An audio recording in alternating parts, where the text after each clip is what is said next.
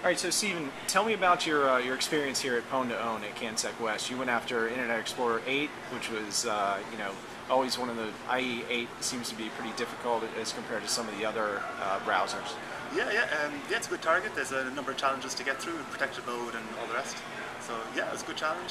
Happy it all worked out.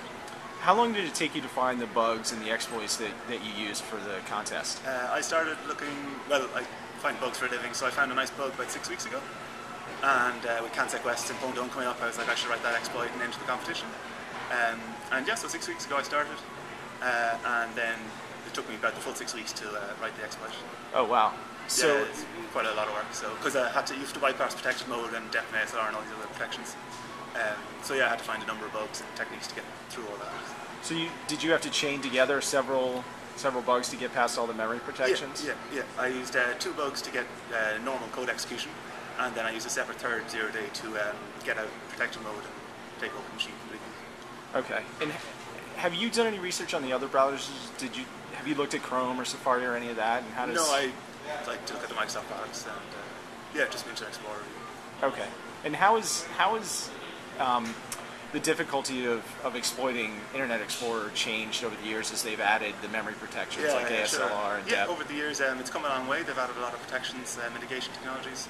Definitely protected mode is a big challenge to break out of that sandbox, but yeah, it's challenging enough. So do you think that the sandboxes in general have sort of done what they're designed to do to make exploitation more difficult in browsers? You know, and also it's been added to Adobe Reader. Yeah, sure. Yeah, definitely sandboxing is going to be popular. It's definitely the way forward in mitigation technologies. It's hard to build them perfectly though. There's always going to be a design flaw or an implementation bug or something. But I suppose the idea is that they're there and they are going to make exploitation more difficult, and they will get rid of the low-hanging, weaker exploits, I suppose, won't work. So they're good. They're good. Right. Yeah, I think a lot of the memory protections, especially ASLR and def, when Microsoft introduced those, I think people thought, okay, that's the end of memory corruption vulnerabilities. But that's always the way. As soon as a new mitigation technology comes along, some researchers are going to find ways to bypass it. That's always going to be the way, I think. Right, and this conference seems to prove that every year.